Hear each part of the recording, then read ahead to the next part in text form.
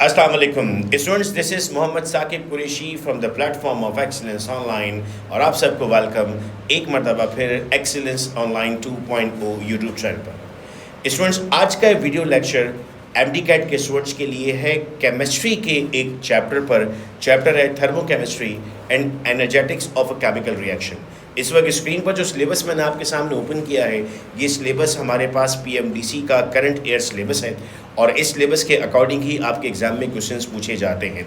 इस चैप्टर में टोटल हमारे पास 7 पॉइंट्स हैं, 8.1 से लेकर 8.7। तो इस वीडियो लेक्चर में बहुत तफसील के साथ हम 8.1 से 8.7 तक इसको समझेंगे और इस वीडियो लेक्चर के लास्ट में हम 30 MCQs की प्रैक्टिस भी करेंगे। वो क्वेश्चंस जो एग्ज़ाम में पूछे जाते हैं पास पेपर के, उनको हम सॉल्व करेंगे। तो बहुत तफसील के साथ हम इस चैप्टर को पढ़ने जा रहे हैं। आप तमाम से रिक्वेस्ट है कि अपने सामने कॉपीज़ रख लें, पेन लेकर बैठ जाएं, पानी का ग्लास रख लें, कोई स्नैक्स अपने साथ रख दें, क्योंकि अक्सर पढ़ते वक्त हमें अच्छा लगता है, हम जितना ज़्यादा हमारी बॉडी बेहतर फील कर रही होगी उतना ज़्यादा बेहतर वो चीज़ आपको समझ में आ रही होगी। अब हम मूव करते हैं टेक्स्ट बुक की तरफ और बुक की लाइंस को भी हमने रीड करना होगा। पिछले ईयर्स में हम देख रहे हैं बुक की लाइंस पूछी जाती हैं, तो क्यों ना हम बुक की लाइंस को इतने अच्छे तरीके से समझ लें और याद कर लें कि यही सवाल इंशाल्लाह हमें चैप्टर में पूछा जाएगा। तो स्टार्ट लेते हैं थर्मोकेमिस्ट्री एंड एनर्जेटिक्स में, जिसमें पहला पॉइंट हमारे पास आता है डेफिनेशन ऑफ थर्मोडायनेमिक्स। स्टूडेंट्स, हम इस वक्त अपनी टेक्स्ट बुक के सामने मौजूद हैं और उम्मीद कर रहा हूँ कि आपके पास भी टेक्स्ट बुक मौजूद होगी। हाथ में हाइलाइटर या पेंसिल ज़रूर रखिएगा ताकि जो इंपॉर्टेंट चीज़ें हम पढ़ रहे होंगे उनको आप इसमें सॉल्व करें। टॉपिक वाइज चलते हैं। 8.1 स्टूडेंट्स हमारे पास था डेफिनेशन ऑफ थर्मोडायनेमिक्स। हम यहीं से स्टार्ट करते हैं।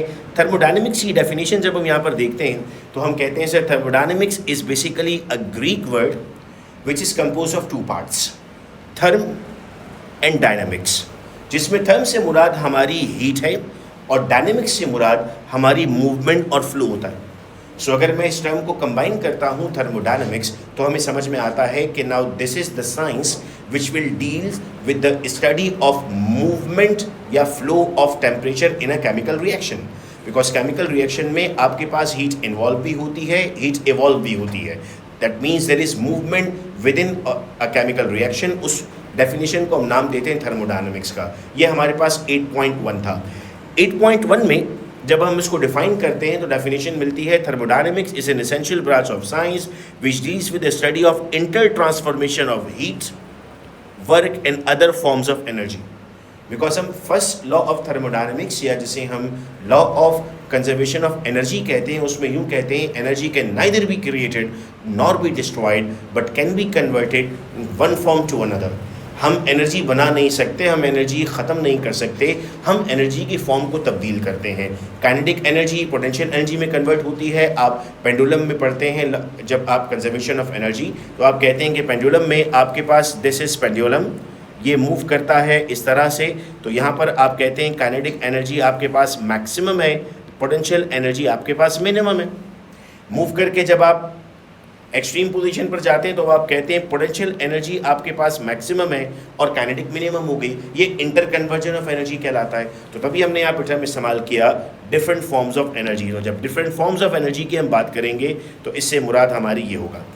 खैर, आगे बढ़ते हैं स्टूडेंट्स हम यहाँ पर। जो thermodynamics is applied in physics, chemistry, multiple ways में आपके पास यूज़ हो रहा होता है। 8.2 आपके पास आता है classify the reaction as an exothermic और endothermic.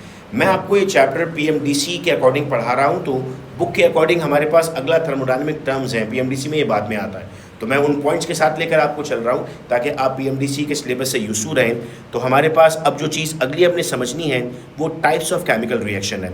So here is a type of chemical reaction जिसमें हम कहते हैं सर आपके पास कुछ ऐसे रिएक्शंस हैं जिनमें हीट एब्जॉर्ब होती है, कुछ ऐसे रिएक्शंस हैं जिनमें हीट इवॉल्व होती है। इन रिएक्शंस को हम नाम देते हैं एक्सोथर्मिक एंड एंडोथर्मिक रिएक्शन। ये नाम कुछ समझा रहे हैं हमें। एक्सो का मतलब है आउटसाइड, एंडो का मतलब है इनसाइड।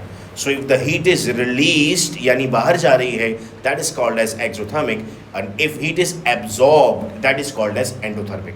तो आपके पास एक्सो और एंडो ये 2 टाइप्स ऑफ रिएक्शन आते हैं। पेपर में आपसे एग्जांपल्स पूछी जाती हैं, ये पूछा जाता है कि कौन सा रिएक्शन एक्सो होगा, कौन सा एंडो होगा। तो आइए बुक से तफसील से इसको समझने की कोशिश करते हैं। जब हम बात करते हैं एक्सोथर्मिक की, सो हमने यहाँ पर मेंशन कर दिया एक्सो मीन्स आउट। तो आउट से आपकी मुराद ये हो गई कि those reactions in which heat is given out making the surrounding warmer, surrounding जो आपका अतराफ था अगर उसको वो उसका टेम्परेचर बढ़ा देता है तो उसे हम नाम दे रहे हैं यहाँ पर exothermic reaction. So in the course of exothermic, energy stored in the chemical reaction of the product is less than the reactant. Hence, these reactions are energetically favorable and often occur spontaneously. अब इस जुमले को बहुत अच्छे से समझिएगा, क्योंकि हम यहाँ पर कह रहे हैं energy stored in the chemical bond of product is less than the reactant।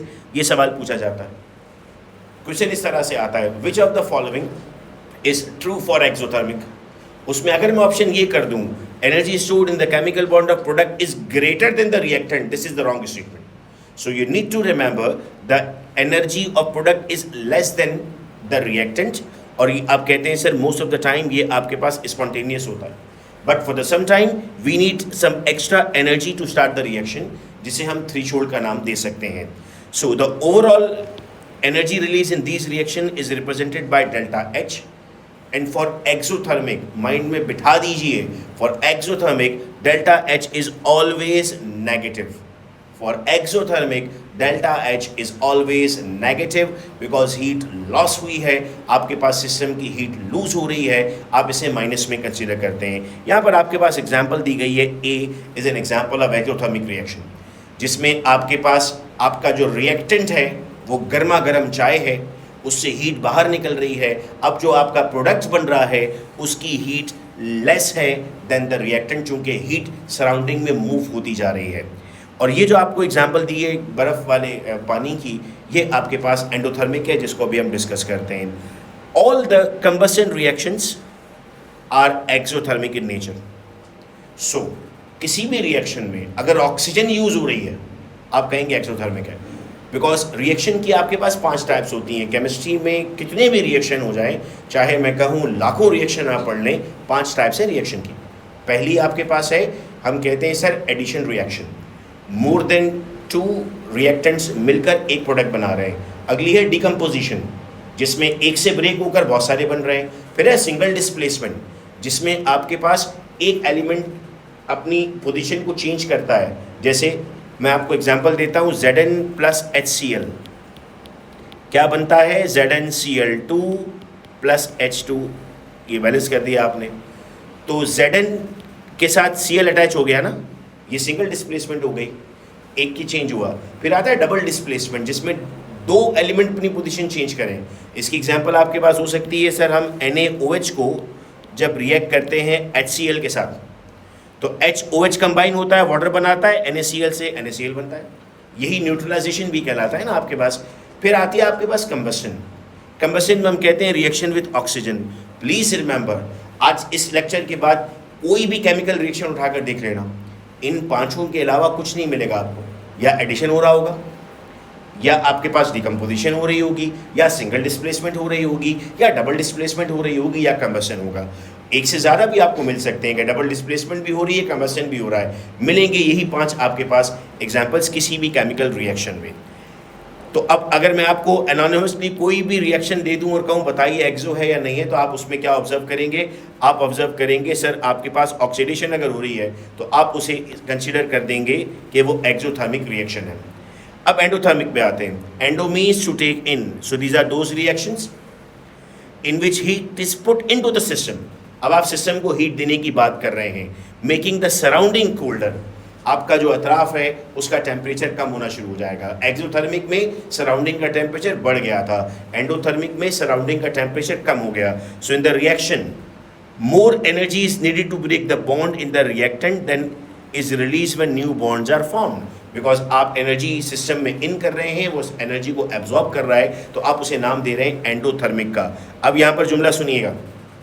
सो आपने कहा sir since the heat is use for the reaction these are referred as non-spontaneous। Back लेकर जाता हूँ आपको, यहाँ पर आपने टर्म इस्तेमाल किया था spontaneous, फॉरन हो रहे हैं, फॉरन कन्वर्जन हो रही है, लेकिन यहाँ पर आप टर्म इस्तेमाल कर रहे हैं नॉन स्पॉन्टेनियस। तो अपने पास अब कॉपी में आप ऊपर हेडिंग लगाइए एक्सोथर्मिक, फिर हेडिंग लगाइए एंडोथर्मिक। एक्सोथर्मिक में पहली लाइन लिखे रिलीज आउटसाइड, एंडोथर्मिक में लिखे एब्जॉर्ब। एक्सोथर्मिक में लिखें स्पॉन्टेनियस, एंडोथर्मिक में लिखिए नॉन स्पॉन्टेनियस। एक्सोथर्मिक में लिखिए डेल्टा एच नेगेटिव और एंडोथर्मिक में आपने मेंशन करना होगा डेल्टा एच पॉजिटिव। इस तरह से आपको कंपैरेटिव चार्ट भी बन जाएगा साथ में और आप याद भी कर पाएंगे। आप कहते हैं सर अप्रोप्रिएट एंडोथर्मिक रिएक्शन में आप फोटोसिंथेसिस की एग्जांपल ले रहे हैं जिसमें प्लांट एब्जॉर्ब कर रहा है सोलर हीट को, सोलर हीट एब्जॉर्ब हो रही है और एब्जॉर्ब करने के बाद वो रिएक्शन परफॉर्म कर रहा है, तो बुक ने एक एग्जांपल आपको दे दी यहाँ पर। फिर आप कहते हैं सर डिकम्पोजिशन जो रिएक्शन है, ये CH4 डिकम्पोज हो रहा है ना कार्बन और हाइड्रोजन में। By the way organic chemistry में आपने ज़रूर पढ़ा होगा कि ये कार्बन आपके पास कहलाता है कार्बन ब्लैक, जो इंक बनाने में, टायर्स बनाने में, ट्रेस पेपर बनाने में इस्तेमाल किया जाता है। यहाँ पर जो डेल्टा एच की वैल्यू आपको मिल रही है वो पॉजिटिव मिल रही है। तो अब आपने एग्जाम्पल्स के साथ इसको समझ लिया। आइए इस ग्राफ को समझते हैं कि ग्राफ हमसे क्या कहता है यहाँ पर। तो ज़रा गौर से ग्राफ को देखिएगा। ये रिएक्शन पाथवे आपको दे रहा है A for exo and B for endo. ये रिएक्टेंट्स है, ये प्रोडक्ट है। यहाँ पर ये रिएक्टेंट है, ये प्रोडक्ट है। एरो डाउन आप देख रहे हो एंथैल्पी का, और यहाँ पर आप एरो अप देख रहे हो एंथैल्पी का। इसको बहुत अच्छे से याद करना है। मैं जब MCQs देख रहा था पास पेपर के, इसको बनाते वक्त ये पूछा गया है पेपर में, ये सिंबल्स के साथ पूछा गया है, ग्रेटर देन और लेस देन। तो इसको बहुत अच्छे से आपको याद रखना है कि एंथैल्पी आपके पास, अच्छा अब ग्रेटर देन और लेस देन जीरो से क्या मुराद आएगी? Negative and positive. Because if the value is negative तो इसका मतलब है कि आपकी वैल्यू लेस देन जीरो आ रही है, और if the value is greater than zero तो वो पॉजिटिव आ रही होती है। ये बात ऊपर आपने कह दी है। तो एक और लाइन लिख दें, एक्सोथर्मिक में आप ये बना दें कि delta H is less than zero, और एंडोथर्मिक में बना दें delta H is greater than zero. तो ये आपका चार्ट साथ साथ बनता जा रहा है। रिवीजन के लिए वीडियो लेक्चर के बाद एक बार सिर्फ उस इन जो नोट्स मैं आपको भी बनवा रहा हूँ उनको पढ़ेंगे, डन विद द लेक्चर, पूरा चैप्टर समझ में आ जाएगा इंशाल्लाह आपको। ये था हमारे पास सेकेंड पार्ट, दैट वॉज 8.2। अब 8.3 पर आते हैं, और मैं ये आपसे रिक्वेस्ट करूंगा कि हर चैप्टर को इस तरीके से पढ़िएगा, पॉइंट वाइज पढ़िएगा, एक एक कॉन्सेप्ट क्लियर कीजिएगा। एक एक कॉन्सेप्ट से सवाल आता है पास पेपर में, मैं आपको दिखाऊंगा। 8.3 स्टूडेंट्स हमारे पास डेफिनेशंस का है। तो आइए डेफिनेशंस की तरफ चलते हैं, जिनको हम कहते हैं थर्मोडायनेमिक टर्म्स। लेकिन इन डेफिनेशंस तक पहुंचने से पहले एक बात समझते हैं। मोबाइल इस वक्त आपके सामने मौजूद है, आप मोबाइल को देख रहे हैं, मेरा वीडियो लेक्चर आपके सामने आ रहा है। इस वक्त मैं आपके लिए एक सिस्टम हूँ विच is under observation, under consideration. मुझे सुन रहे हैं तब इत्मीनान के साथ। आपके घर में इस वक्त आपके अतराफ़ में हो सकता है आप अपने ड्राइंग रूम में बैठकर लेक्चर देख रहे हों, गैलरी में बैठकर देख रहे हैं, बाहर कहीं बैठकर देख रहे हैं, अतराफ़ में बहुत सारी चीज़ें मौजूद हैं। उन सबको आप नाम देते हैं सराउंडिंग। आपके और उनके बीच में या तो रियल बाउंड्री होगी या इमेजिनरी बाउंड्री होगी। रियल बाउंड्री है कि दरवाज़ा बंद है तो बाहर का आपको कुछ पता नहीं चल रहा, that is the real boundary. Arbitrary boundary जो आप जिसे कह रहे हैं non real boundary, imaginary boundary, कि आप जब मेरा लेक्चर देख रहे हैं तो बराबर में क्या हो रहा है आप उस पर गौर नहीं कर रहे। जैसे इस वक्त जब मैं ये लेक्चर आपके लिए रिकॉर्ड कर रहा हूँ तो आप मेरे लिए सिस्टम है, बहुत कुछ है मेरी सराउंडिंग में, बहुत काम हो रहा है। टीम एक्सीलेंस ऑनलाइन इस वक्त काम कर रही है, सब सराउंडिंग में हो रहा है। मैं उनकी तरफ देख ही नहीं रहा, मुझे नहीं पता वो क्या कर रहे हैं। कहीं टाइपिंग हो रही है, कहीं प्रिंटिंग हो रही है, कहीं ग्राफिक्स हो रही है, सारे लोग अपना अपना काम कर रहे हैं, मुझे नहीं पता क्या काम कर रहे हैं। मैं इस वक्त आपको देख रहा हूँ तो मेरे और उनके दरमियान में एक इमेजिनरी बाउंड्री जनरेट हो गई है। ये बेसिक एग्जाम्पल है। अब आइए केमिकल एग्जाम्पल पे आपको लाता हूँ। तो आप एक बीकर पे परफॉर्म कर रहे हैं, सो जो कुछ बीकर के अंदर हो रहा है वो सब स्टूडेंट्स क्या चीज़ है? वो सब सिस्टम है। बाहर जो कुछ मौजूद है उसको क्या कह देंगे हम? उसको कह देंगे सराउंडिंग है।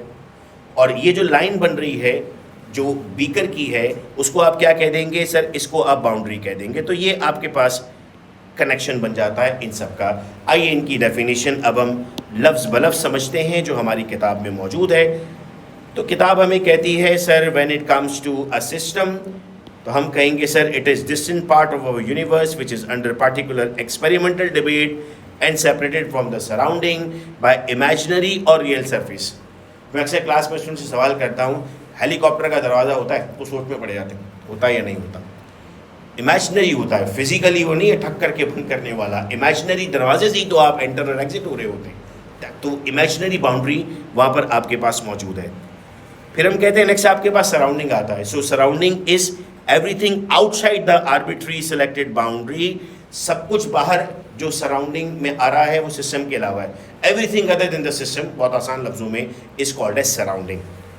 और बाउंड्री क्या होगा, हम कहेंगे sir it could be real और कॉन्सेप्चुअल, जिसको हम इमेजिनरी कह रहे हैं।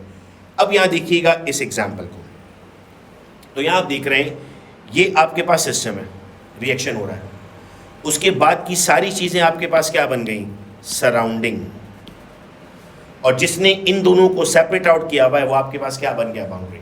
यहाँ पर आपके पास बाउंड्री रियल है, लेकिन यहाँ पर आपके पास बाउंड्री इमेजिनरी है, बिकॉज कोई एग्जिस्ट बाउंड्री तो एग्जिस्ट नहीं कर रही है आपके पास, तो रियल बाउंड्री भी आपके पास आ गई और इमेजिनरी बाउंड्री भी आ गई। फिर हमारे पास टर्म आती है open system, close system and isolated system. Open system में हम कहते हैं ना एनर्जी कंजर्व है ना मास कंजर्व है। क्लोज सिस्टम में हम कहते हैं मास तो कंजर्व है, एनर्जी कंजर्व नहीं है। आइसोलेटेड सिस्टम में हम कहते हैं मास भी कंजर्व है, एनर्जी भी कंजर्व है। एग्जाम्पल देने से पहले जनरल एग्जाम्पल देता हूँ। चाय का एक कप है, गरम गरम चाय लाकर मेरे सामने टेबल पर रख दी गई, उस रूम में बहुत लोग आ सकते हैं, बहुत मुमकिन है कि कोई उस चाय को गिरा सकता है या पी सकता है, तो मास चला गया और ठंडी हो जाएगी, वो एनर्जी चली गई। अब क्या हुआ कि मेरा पर्सनल कैबिन है, उसमें मैंने चाय रख के उसको लॉक कर दिया। अब मास तो कहीं नहीं जाता, कोई चाय पिएगा नहीं या उसे गिराएगा नहीं, लेकिन वो ठंडी हो जाएगी, एनर्जी चली गई। ये था क्लोज सिस्टम। मैंने एक थर्मोस में चाय डाल दी, तो जब थर्मोस में चाय डाली तो क्या हुआ, जब थर्मोस में चाय डाली तो अब ना तो हमारे पास वो ठंडी हुई ना ही उसका मास कम हुआ। ये कौन सा सिस्टम बन जाएगा, आइसोलेटेड सिस्टम। तो ओपन सिस्टम क्या कहते हैं, ओपन सिस्टम में हम कहते हैं कि सर आपके पास मास और एनर्जी दोनों ट्रांसफर हो जाते हैं। क्लोज सिस्टम में हम क्या कहते हैं, क्लोज सिस्टम में हम कहते हैं sir do not allow exchange of mass but permit energy to be transferred with environment. Lock करके रख दी थी ना आपने कि कोई गिरा नहीं रहा, कोई पी नहीं रहा, लेकिन मास तो चला गया। और आइसोलेटेड सिस्टम आपके पास क्या हो जाता है, परफेक्ट इलास्टिक सिस्टम, जिसमें हम कहते हैं आपके पास कोई इंटरेक्शन नहीं हो रही। तो एग्जांपल में आपको दिया हुआ भी है यहाँ पर कि इंसुलेटेड ड्रिंक कूलर आपके पास आता है या थर्मोस फ्लास्क आता है, इसको आप इसकी एग्जांपल में ले रहे होते हैं। फिर हमारे पास टर्म आती है मैक्रोस्कोपिक प्रॉपर्टीज़। दो टर्म आती है बेटा, मैक्रो एंड माइक्रो, यानी कम मिकदार में और ज़्यादा मिकदार में। जो ऐसी वैल्यूज़ जो आपके पास कैलकुलेट की जाती हैं ह्यूज नंबर्स में, वो माइक्रोस्कोपिक है, और जो आपके पास माइन्यूट क्वांटिटीज़ में वो माइक्रोस्कोपिक है। So the description of thermodynamic is associated with some macroscopic properties. These quantities are measured system as large number of particles. Macro हमें कह दिया ना वहाँ पर। इनको हम क्लासीफाई करते हैं एक्सटेंसिव और इंटेंसिव में। इंटेंसिव प्रॉपर्टीज वो हैं जो इंडिपेंडेंट हैं। बाज़ औक़ात बोलते वक्त ना हम चीज़ों को याद करते हैं, जैसे बायोलॉजी में हम हमसे कोई सवाल पूछता है, सर वो कौन से प्लांट हैं जिसमें आपके पास फ्लावर नहीं बनता, मतलब नॉन फ्लावरिंग प्लांट, तो मैं जवाब देता हूँ जिम्नोस्पर्म। जवाब है इसमें जिम्नोस्पर्म। और फ्लावरिंग प्लांट एंजियोस्पर्म है। जैसे हमसे कोई पूछता है what is the unit of power, हम कहते हैं what is the unit of power. उसने पूछा what is the unit of power, मैंने कहा what is the unit of power. दो इसमें जवाब मौजूद था। बिल्कुल वैसे यहाँ पर मैं कहता हूँ intensive properties are independent to the mass. जवाब है इसमें intensive properties are independent, intensive independent, intensive independent. So these properties are independent of the mass. अब इसमें एग्जांपल आप क्या लेंगे, बॉइलिंग पॉइंट। एक गिलास पानी का बॉइलिंग पॉइंट कितना है, 100 डिग्री सेंटीग्रेड। एक लीटर ग्लास का बॉइलिंग पॉइंट कितना है, 100 डिग्री सेंटीग्रेड। एक गैलन पानी का बॉइलिंग पॉइंट कितना है, 100 डिग्री सेंटीग्रेड। तो चेंज ही नहीं हो रहा, डेंसिटी चेंज नहीं होगी, मेल्टिंग पॉइंट चेंज नहीं होगा, ये इंटेंसिव प्रॉपर्टी है। सर फिर एक्सटेंसिव क्या होगी, वॉल्यूम। एक गिलास 250 ml, 1 लीटर 1000 ml, चेंज होता जा रहा है ना आपके पास। तो जो प्रॉपर्टीज चेंज नहीं होती हैं वो कहलाती हैं intensive independent of the mass, extensive dependent of the mass. Next time आपके पास आती है स्टूडेंट्स एंट्रोपी, और ये तमाम वो डेफिनेशंस हैं जो पूछी जाती हैं हमसे एग्जाम में। So entropy is the measure of disorder of the system. For example the arrangement of particle are more disorder in liquid and gases than solid. Why? State of matter chapter पढ़ाया आपने। Solid में particles are closely attached to each other, but in liquid and gases they are in random movement, बीच में space मौजूद है, तो disturbance ज़्यादा होती है आपके पास गैस में और लिक्विड में एज कंपेयर टू सॉलिड। तो हम अब जुमला क्या बनाएंगे पेपर के लिए, एंट्रोपी ऑफ सॉलिड्स कम है, entropy of liquid and gases ज़्यादा है। Then state of a system, state of a system में हम कहते हैं sir a thermodynamic system is said to be in certain state if some macroscopic properties such as temperature, pressure, volume, moles are known. With the change of one or more of the macroscopic properties, the system changes its state. अगर आपके पास इनमें से कोई भी property change होती है, very करती है, तो सिस्टम अपनी स्टेट को चेंज करता है, उसे हम नाम दे रहे हैं स्टेट ऑफ अ सिस्टम का। फिर आता है स्टेट फंक्शन। स्टेट फंक्शन से स्टूडेंट मुराद है हमारे पास, इसका क्वेश्चन आता है पेपर में, क्वेश्चन इस तरह आता है, इनमें से कौन सा स्टेट फंक्शन है, कौन सा नहीं है। याद रहे जब आपके पास कोई वैल्यू फाइनल माइनस इनिशियल होती है, जिसको आप डेल्टा कहते हैं, वो स्टेट फंक्शन कहलाता है। जैसे हम कहते हैं delta T, so that is T2 minus T1, this is state function. तो हम यहाँ पर क्या पढ़ते हैं, a state function is a thermodynamic parameter which is dependent on initial और फाइनल स्टेट। तो internal energy, enthalpy, temperature, volume state function है। प्रेशर यहाँ पर स्टेट फंक्शन नहीं है, क्योंकि जब आप P डेल्टा V की डेरिवेशन देखेंगे अभी, तो उसमें आपके पास जो है वो P डेल्टा V आ रहा है, P पे डेल्टा नहीं है। तो P पे डेल्टा नहीं है का मतलब P स्टेट फंक्शन आपके पास नहीं होता। एंथैल्पी, एंथैल्पी को हम बहुत खूबसूरती से याद करते हैं डेफिनेशन में, the sum of internal energy and algebraic product of its pressure and volume is called as enthalpy. H is equal to E plus PV। H1 होता तो मैं कहता E1 प्लस PV1, H2 होता तो मैं कहता E2 plus PV2, delta H होता है तो मैं कहता हूँ delta E plus P delta V। तो अगर मैं आपको ये इक्वेशन दूं और कहूँ मुझे बताओ इनमें से कौन कौन से स्टेट फंक्शन है, तो बच्चे इस वक्त इस बात को रिकॉल कर रहे हैं, कह रहे हैं सर जिधर डेल्टा लगाओगे वो स्टेट फंक्शन होगा। सो ये स्टेट फंक्शन, ये स्टेट फंक्शन, ये स्टेट फंक्शन, ये तीन आपके पास स्टेट फंक्शन बनते हैं। ठीक है, P आपके पास स्टेट फंक्शन नहीं है। मैं उम्मीद कर रहा हूँ कि ये बात भी आप लोगों को अच्छे से समझ में आ रही है और डेफिनेशंस हम अच्छे से याद कर रहे हैं, सिंबल्स को हम अच्छे से समझ रहे हैं और साथ में हम लिखते भी जा रहे हैं इसको। हम यहाँ पर अगर कुछ यूनिट्स पर बात करते हैं तो हम कहेंगे sir enthalpy is measured in calories matric system में, और अगर आप सिस्टम इंटरनेशनल की बात करते हैं तो जूल्स में। ये कन्वर्जन ज़रूर याद रखिएगा, कभी कभार पेपर में पूछ लिया जाता है। 1 calorie is equal to 4.18 joules है, एग्जाम में कभी कभी आपके पास 4.2 ऑप्शन में दिया जाता है, तो 4.2 would be the correct answer. ये स्टूडेंट हमारे पास था 8.3। नेक्स्ट पे बढ़ते हैं 8.4। तो 8.4 में हमें यूनिट्स पढ़ने हैं इंटरनल एनर्जी के। तो एनर्जी के आपके पास जो है वो यूनिट्स आप पढ़े होते हैं, जो हम कन्वर्जन बीच बीच में डिस्कस कर रहे होंगे, यही आपसे वो पूछ रहा होता है कैलोरीज में, जूल्स में, और उसकी कन्वर्जन्स हैं। 8.5 में आपके पास आता है फर्स्ट लॉ ऑफ थर्मोडायनेमिक्स। तो हम मूव करते हैं फर्स्ट लॉ ऑफ थर्मोडायनेमिक्स की तरफ। This is the first law of thermodynamics. हम बायोलॉजी सीरीज में पास्ट पेपर सॉल्व कर रहे हैं, तो पास्ट पेपर में हम ये देख रहे हैं कि साइंटिस्ट का नाम भी पूछता है, एयर भी पूछता है। तो यहाँ चूँकि मैं जब नज़र पड़ती है तो सामने मुझे यहाँ पर साइंटिस्ट का नाम भी दिखता है और एयर भी दिखता है। So it was J.R. Mayor in 1841 जिन्होंने ये कॉन्सेप्ट जनरेट किया और फॉर्मुलेट किया हेल्महोल्ट्ज़ ने 1847 में। तो एयर्स आपको याद रखने होंगे 1847 एंड 1841। और लॉ आपके पास क्या कहता है, इन एनी फिजिकल और chemical process the net energy of system and its surrounding will remain constant. Net energy, net का मतलब है आप उसमें प्लस माइनस कर रहे हैं उसके बाद, या फिर a system can not create और डिस्ट्रॉय एनर्जी, जो आपके पास law of conservation of energy की स्टेटमेंट है। However it can exchange energy with its surrounding. यूँ समझ लीजिए कि एक रूम में 4 दोस्त हैं और सबके पास 2-2 टॉफ़ीज़ हैं। तो रूम में टोटल कितनी टॉफ़ीज़ हैं? 8। ये था दोस्त ए, दोस्त बी, दोस्त सी, दोस्त डी। ए, बी, सी और डी हमने कहा कि उन लोगों का नाम था। अब ए ने अपनी सारी टॉफ़ीज़ बी को दे दी, सी और डी के पास अपनी टॉफ़ीज़ हैं। तो ए के पास टॉफ़ी 0 हो गई, बी के पास 4 है, सी के पास 2 है, डी के पास भी 2 है। तो रूम में टोटल टॉफ़ीज़ आपके पास 8 है, विच मीन्स कि आपके पास जो टोटल बन रहा है उस रूम का वो चेंज नहीं हुआ। यही बात यहाँ पे की गई, the net energy of a system and its surrounding will remains same. Conversion हो रही है एक फॉर्म से दूसरी फॉर्म में, उसे हमने यहाँ पर नाम दिया था।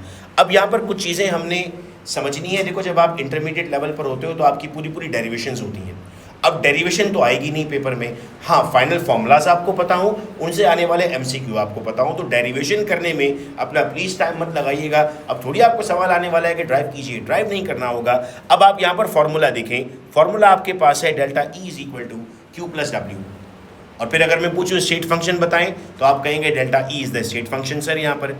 सो where Q is the heat, W is work done and E is state function जो फाइनल और इनिशियल पर डिपेंड कर रही है। हमेशा याद रखिएगा फाइनल और इनिशियल पर डिपेंड करने वाले को हम स्टेट फंक्शन का नाम देते हैं।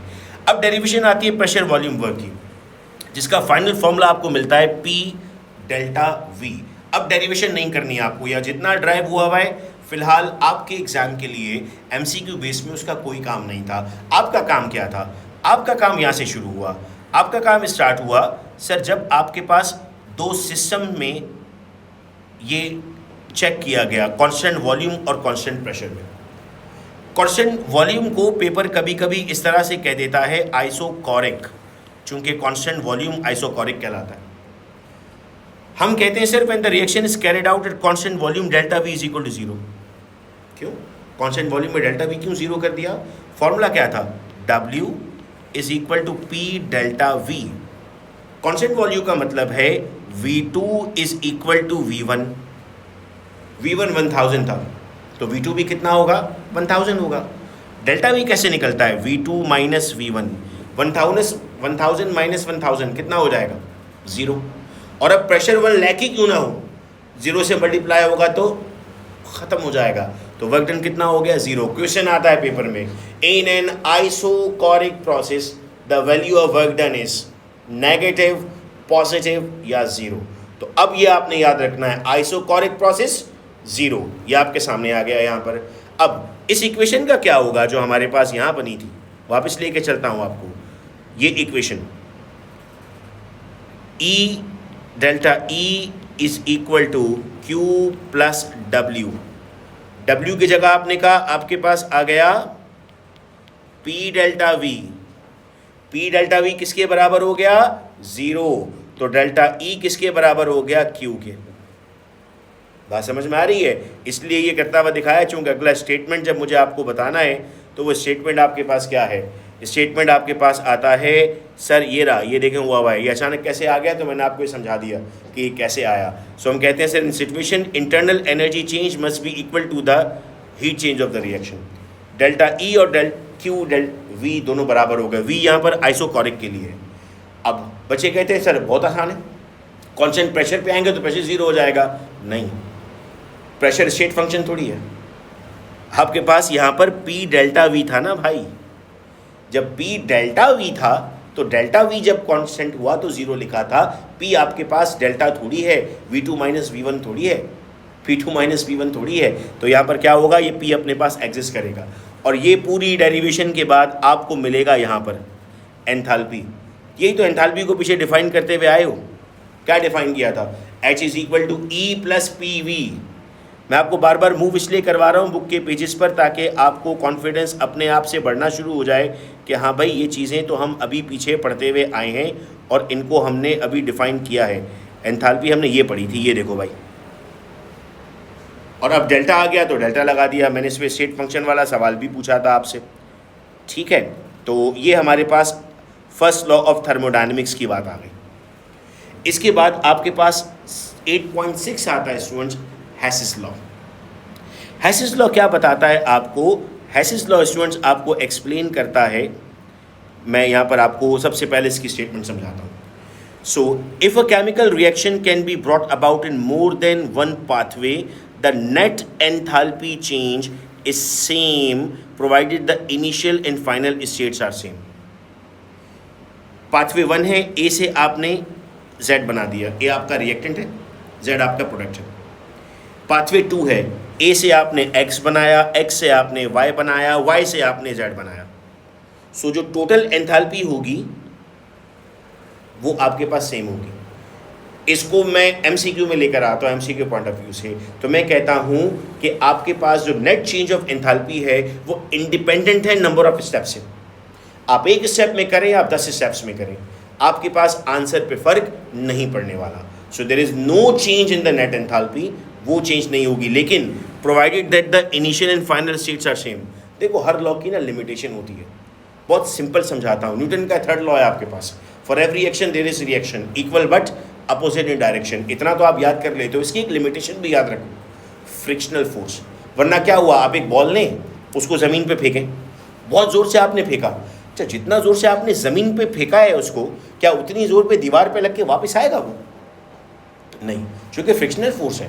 जब आप ऐसे दीवार पे मार रहे थे वो वापस आ रहा है, फ्रिक्शनल फोर्स नहीं है आपके पास। जब दो ऑब्जेक्ट आपस में कनेक्ट हो जाते हैं तो फ्रिक्शनल फोर्स लगती है। फ्रिक्शनल फोर्स के बाद बताइए तो फिर वो उसकी लिमिटेशन है। तो हर लॉ पे आपको स्टूडेंट्स लिमिटेशन मिलती है यहाँ पर, उस लिमिटेशन को हम यहाँ पर स्टडी कर रहे होते हैं। तो ये आपके पास जो स्टेटमेंट था ये हेसिस लॉ का स्टेटमेंट आता है। अब इन हेसिस लॉ के साथ हमारे पास आता है enthalpy of reaction, enthalpy of standard enthalpies of formation. आइए अब इसको समझते हैं। The enthalpy change of a chemical reaction in which 1 mole of a pure substance is form from its element with all substance in the standard state. एक मोल अगर आपके पास चीज़ बन रही है, उसमें जो आपके पास एंथैल्पी यानी चेंज ऑफ एनर्जी आ रही है उसको आपने स्टैंडर्ड कह दिया। हम स्टैंडर्ड इसलिए कह रहे हैं चूँकि 1 मोल है, यहाँ से 1 हटा दें वहाँ से स्टैंडर्ड रिमूव हो जाएगा, वो सिर्फ आपके पास एंथैल्पी कहलाएगा, चूँकि सिर्फ आप एंथैल्पी को डिफाइन कर रहे हैं वहाँ पर। अब हम यहाँ पे कहते हैं सर स्टैंडर्ड स्टेट्स में all pure solids and liquid standard state आपके पास 25 डिग्री सेंटीग्रेड है, गैसेस के लिए 25 डिग्री सेंटीग्रेड एंड 1 ATM है। 25 डिग्री सेंटीग्रेड 1 ATM और आपके पास substance in solution 25 degree centigrade and 1 molar concentration, ये आपके पास इसकी स्टैंडर्ड एंथैल्पी की वैल्यू है। अब यहाँ पर हम जब इस फॉर्मूला को देखते हैं, चूँकि आपके पास अगर कोई न्यूमेरिकल बेस्ड क्वेश्चन आता है वो किस तरह से पूछा जाएगा। देखो delta H of a reaction किसके बराबर है, प्रोडक्ट माइनस रिएक्टेंट। प्रोडक्ट में से रिएक्टेंट माइनस करेंगे आपके पास डेल्टा H आ जाएगा। फिर इस डेल्टा H का पॉजिटिव और नेगेटिव होना, फिर कनेक्ट करूंगा एक्सो और एंडो में कि अगर ये डेल्टा H नेगेटिव आ जाएगा इसका मतलब क्या होगा, अगर डेल्टा H नेगेटिव आ जाता है तो इसका मतलब ये है, देखो यहाँ पर अगर मैं लिखता हूँ 5 - 3 तो आंसर क्या आएगा 2। अब मैं लिखता हूँ 3 - 5 तो आंसर क्या आएगा -2। ये एक्सोथर्मिक है, जिसमें आपके पास प्रोडक्ट में आपने क्या कहा था, लेस एनर्जी होती है और रिएक्टेंट में ज़्यादा एनर्जी होती है। वो बात यहाँ पर फॉर्मूला से आपको समझा दी। और सेकंड केस में प्रोडक्ट में आपके पास ज़्यादा एनर्जी है, रिएक्टेंट में आपके पास कम एनर्जी है, ये बात आपको यहाँ पर समझा दी। इससे आंसर आपका प्लस में आया। तभी ऊपर आपने कहा था कि for every exothermic reaction delta H is negative. शायद किसी स्टूडेंट के जहन में सवाल आया होगा कि क्यों याद करें इस बात को, डेल्टा H नेगेटिव है।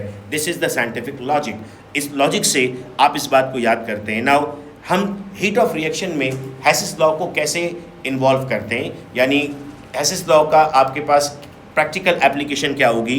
तो यहाँ पर हम एक न्यूमेरिकल देखते हैं। याद रहे स्टूडेंट्स, न्यूमेरिकल आते हैं पेपर में और कभी कभार टेक्स्ट बुक के न्यूमेरिकल से आ जाते हैं, तो उनको हम एक नज़र यहाँ देख लेते हैं। आपको एक रिएक्शन दिया हुआ है, अच्छा जिस भी न्यूमेरिकल में इतने सारे रिएक्शन दिए होते हैं ना, हम बड़ा घबराते हैं उसको देख करके, यार तो वो बड़ी ख़तरे की चीज़ लग रही है। जितना ख़तरनाक सवाल होता है वो बहुत आसान होता है। आप सवाल को देख के मत घबराएं। सपोज कीजिए यही आपका MCQ आ गया, कैसे सॉल्व करेंगे। Calculate the enthalpy of combustion of propane, ठीक है 25 पर डेल्टा H में आपको मालूम करना है। डेल्टा HF आपके पास C3H8 का दिया हुआ है, कार्बन डाइऑक्साइड दिया हुआ है, H2O दिया हुआ है, ठीक है। अब आपके पास इक्वेशन क्या थी, प्रोडक्ट माइनस रिएक्टेंट, वो चेंज नहीं होगी, चाहे कोई भी रिएक्शन दे दूँ, कंबशन दे दूँ, कोई भी दे दूँ, वो सेम रहेगी। व्हाट इज़ द प्रोडक्ट, ये आपके पास प्रोडक्ट है। व्हाट इज़ द रिएक्टेंट, ये आपको रिएक्टेंट दिया हुआ है। अब आपने यहाँ वैल्यूज़ को पुट करना स्टार्ट किया। प्रोडक्ट में आपके पास डेल्टा HF दिया हुआ है, 2 प्रोडक्ट बन रहे हैं, कार्बन डाइऑक्साइड दिया हुआ है, दिस इज़ द वैल्यू। 3 से क्यों मल्टीप्लाई कर रहा हूँ, 3 से इसलिए मल्टीप्लाई कर रहा हूँ, ठीक है। फिर इसके बाद आपके पास आ रहा है वाटर, ये वाटर आपके पास है, वाटर को 4 से क्यों मल्टीप्लाई कर रहा हूँ, इसलिए मल्टीप्लाई कर रहा हूँ, ये मैं एरो बना के ले जा रहा हूँ आपको वहाँ पर। फिर इसके बाद आपके पास C3H8 है, इसकी वैल्यू दी हुई है 3.9, इसको 1 से मल्टीप्लाई कर रहा हूँ, चूँकि C3H8 से पहले कुछ भी नहीं लिखा हुआ, और जब कुछ भी नहीं होता तो 1 होता है, ये 1 से मल्टीप्लाई हुआ। जब आपने इसको सॉल्व किया तो आपकी वैल्यू किस में आई, माइनस में आई। आपको वैल्यूज़ आसान इसलिए दी जाती हैं सॉल्व करने के लिए, आपको कैलकुलेटर अलाउ नहीं होता, तो आपको ऐसे नंबर्स दिए जाएंगे जिनको आप इजीली मल्टीप्लाई प्लस माइनस कर सकें। ये भी मुमकिन है कि पूरा सॉल्व करके दे दे आपको और कहे बताइए ऊपर वाला रिएक्शन क्या था, एक्सो या एंडो।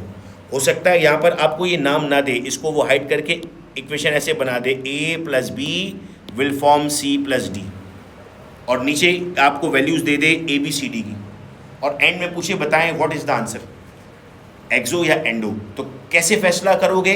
डेल्टा H से फैसला करोगे। डेल्टा H अगर माइनस में आया तो क्या कहोगे?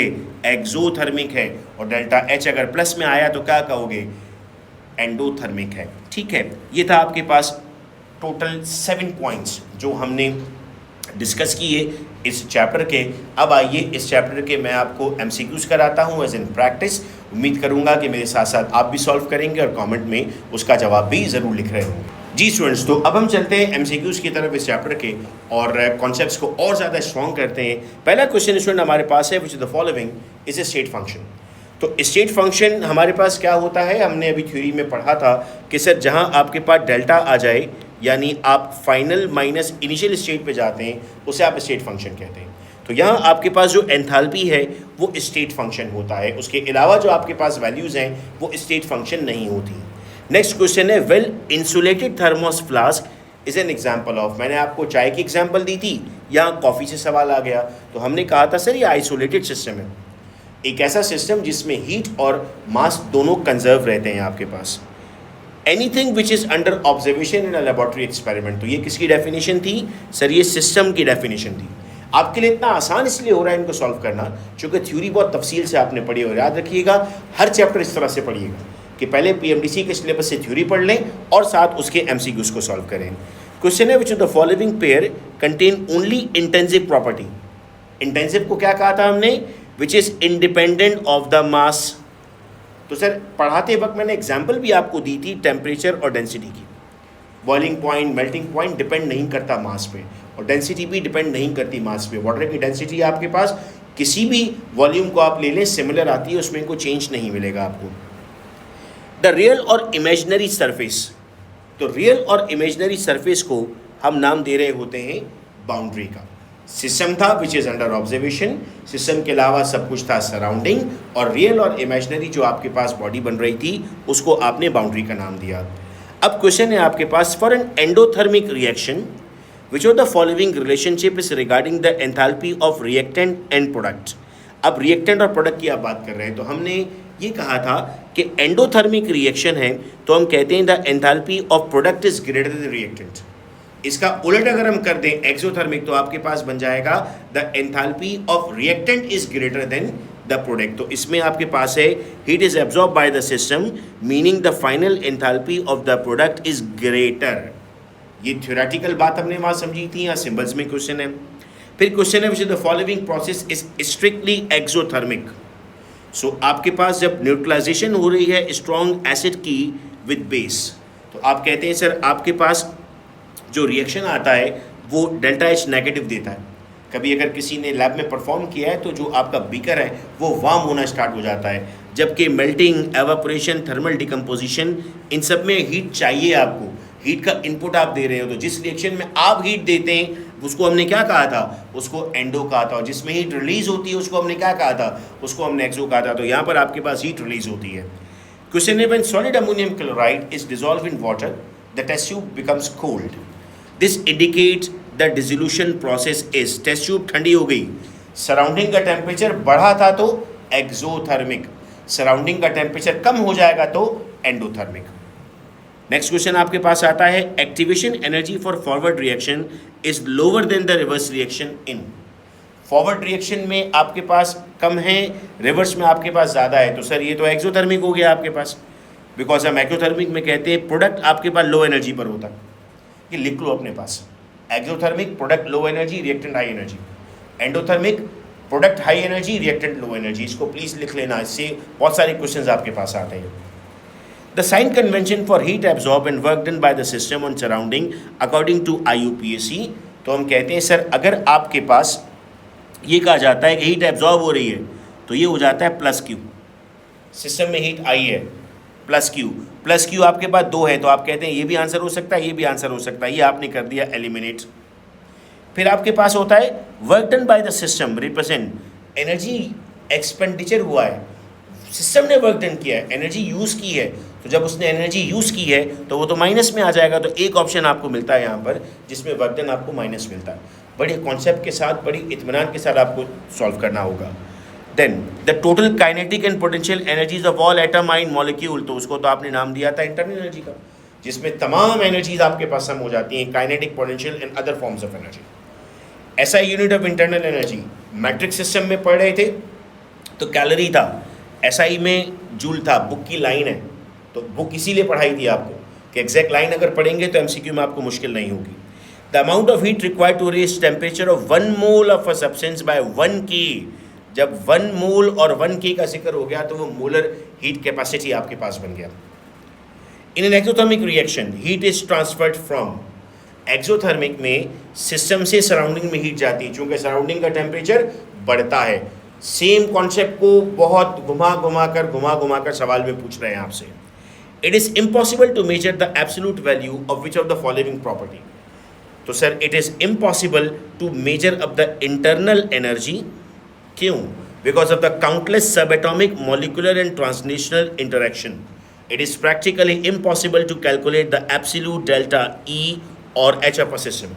हम सिर्फ चेंज मालूम कर सकते हैं, फाइनल माइनस इनिशियल, चूँकि ट्रांजिट्स बहुत हो रही होती हैं, तो आप सिर्फ एक मालूम नहीं कर सकते, उसको स्टेट फंक्शन में कैलकुलेट करते हैं। The mathematical expression for first law of thermodynamics textbook में आपके पास गिवन है, delta E is equal to Q minus W where work is done by the system. अगर यहाँ पर लिखा होता ऑन द सिस्टम तो मैं ए को भी सही कंसिडर कर रहा होता, लेकिन according to the recent IUPAC framework आपके पास ऑप्शन डी राइट आंसर है।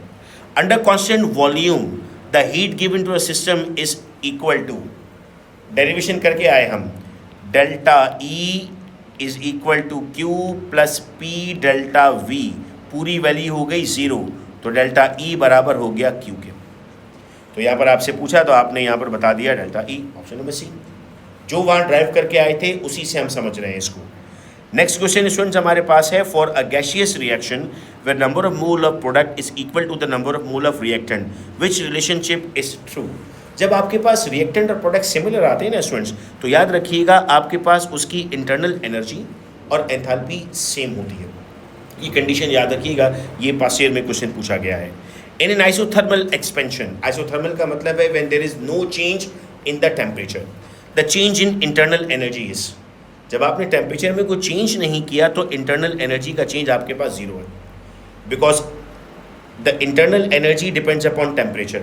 So if delta T is 0, delta E would be 0, दोनों आपस में कनेक्टेड हैं। न्यूमेरिकल बेस्ड क्वेश्चन अगर हम करते हैं इसका, तो सवाल आता है when 100 joule of heat is supplied to a system, so 100 joule supply किया जा रहा है, आपके पास ये वैल्यू प्लस में आ गई, सो ये प्लस 100 बन गया। And performs 40 joule of work on the surrounding, system ने काम किया। जब सिस्टम काम करता है तो आप उसको माइनस में लेते हैं, तो आपके पास आंसर आ गया 60, ये यहाँ मिल गया आपको ऑप्शन नंबर बी पे। ठीक है स्टूडेंट्स, साइन कन्वेंशन इंपॉर्टेंट थी, प्लस माइनस कब लगेगा, जब क्वेश्चन आप देख रहे होंगे। नेक्स्ट आता है the total heat content of a system and constant pressure is called as, it is definition of enthalpy. कुछ तो स्ट्रेट फॉरवर्ड क्वेश्चंस हैं जो सीधी सीधी आपके पास डेफिनेशंस के सवाल हैं, जो डेफिनेशन के क्वेश्चंस हैं उनको तो आपने डायरेक्टली सॉल्व कर लेना होता है। When a strong acid react with strong base, heat is always release. और अभी ऊपर ये सवाल किया है, जिसको वो सवाल समझ में आ गया तो ये भी समझ में आ गया है कि जो न्यूट्रलाइजेशन रिएक्शन है वो एक्सोथर्मिक की एग्जाम्पल है, तो हीट रिलीज हो रही है तभी तो आप उसको एक्सोथर्मिक कह रहे हैं। फिर क्वेश्चन है the enthalpy change when 1 mole of a substance completely burn into excess of oxygen. Oxygen कह दिया, एंथैल्पी ऑफ कंबस्शन, चूंकि ऑक्सीजन से रिएक्ट करते हैं तो वो आपके पास क्या कहलाता है स्टूडेंट्स, कंबस्शन। हर सवाल में एक हाईलाइटर है जिससे आप उसको समझते हैं। क्वेश्चन है विच of the following standard enthalpy is always 0 bye convention. तो स्टूडेंट्स हमारे पास जो ऑक्सीजन गैस है, स्टैंडर्ड एंथैल्पी उसकी आपके पास 0 होती है। सिर्फ ऑक्सीजन गैस नहीं, आपके पास जो डायटोमिक गैसेस हैं, जैसे आपके पास हाइड्रोजन है, एज एन एग्जाम्पल आपके पास ग्रेफाइट दिया हुआ है, इनमें से कोई भी पूछा जा सकता है आपसे। For which of the following reaction will the change in enthalpy be equal to the change in delta E. ऊपर अभी बात करते हुए आए थे कि आपके पास अगर रिएक्टेंट और प्रोडक्ट सेम आएंगे तब आपके पास कोई चेंज नहीं आएगा, तो आपको सिर्फ मोल चेक करने हैं। यहाँ पर 2 मोल हैं, यहाँ भी 2 मोल हैं, यहाँ पर 4 मोल हैं, यहाँ 2 मोल हैं, यहाँ पर 1 मोल है, यहाँ पर 2 मोल हैं, यहाँ पर 3 मोल हैं, यहाँ पर 2 मोल हैं। 2 ऐसे 1 + 1 किया मैंने, तो ए आपके पास इसका आंसर है। इस तरह से आप इस आंसर तक पहुँचे। Hess's law is direct consequence of, sir ये कनेक्टेड है आपके पास law of conservation of energy से, बिकॉज आप उसमें एंथैल्पी की बात कर रहे हैं. If path of a reaction can be completed, if a reaction can be completed into two paths, path 1 direct conversion हो रहा है A से Z पर, path 2 में आप A B C Z पर जा रहे हैं, तो हेसिस लॉ क्या कहता है, टेक्स्ट बुक की एग्जांपल है कि अब डेल्टा H आपके पास किसके बराबर होगा, अब डेल्टा H इन सब के प्लस के बराबर होगा, H1 plus H2 plus H3. Hess's law is exceptionally useful for measuring enthalpies of reaction that do not go to completion or are difficult to measure directly in. जो आपके पास completion की तरफ नहीं जा रहा या फिर जिसको आप डिफिकल्टली मेजर कर रहे होते हैं कैलोरीमीटर, हम उनको स्टेप्स में ब्रेक कर देते हैं और उनसे हम उनकी एंथैल्पी कैलकुलेट करते हैं. The energy release when 1 mole of ionic crystal is formed.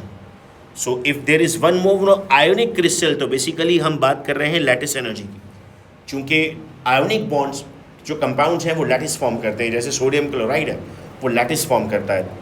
और लास्ट क्वेश्चन आपके पास है, फिर हेसिस लॉ से सवाल है, according to the Hess's law of a reaction take place in 3 steps H1 H2 H3, तो टोटल एंथैल्पी क्या होगी. सर बहुत सिंपल सवाल है, H1 plus H2 plus H3.